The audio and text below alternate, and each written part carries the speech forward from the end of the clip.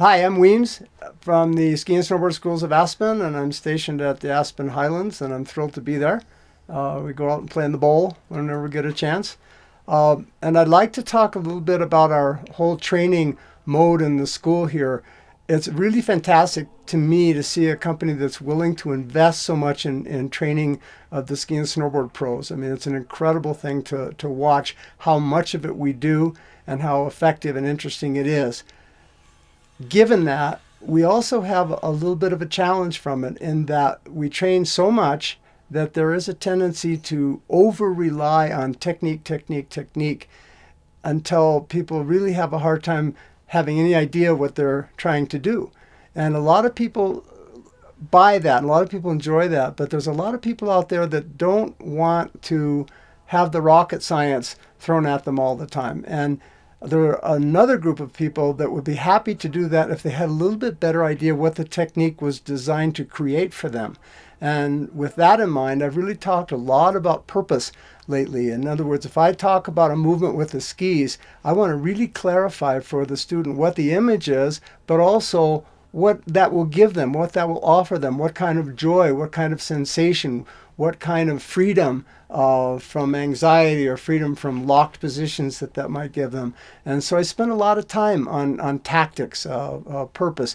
In other words, I talk about the way the ski moves as much as how I want you to make it move. So if I say, for example, put pressure on the outside ski, I want you to be very clear about the result that's going to give you. And we'll work on that together so that you can understand that pressure to the outside ski isn't just a technical game, but that it makes the ski behave as it's designed and gives you a chance to really feel the resiliency of the snow and feel the ski and the snow interacting to make a beautiful, comfortable, happy turn.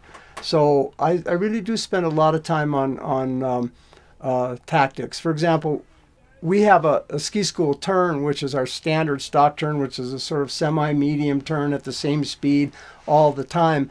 And that's only part of the game. I want my people to be able to make short turns. I want them to be able to make long turns. I want them to ski in bad weather. I want them to ski on bumps and steeps, in order to really find themselves on their skis and have the versatility that a real skier can have.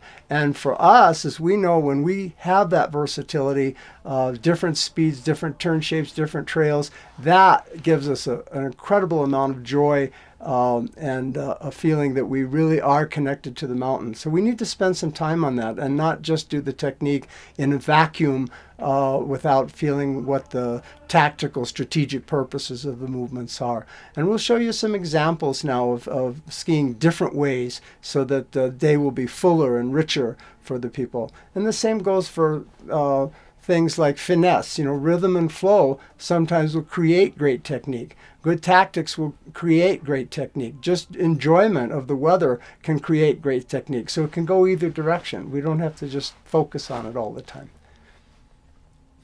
Does that make sense? Okay.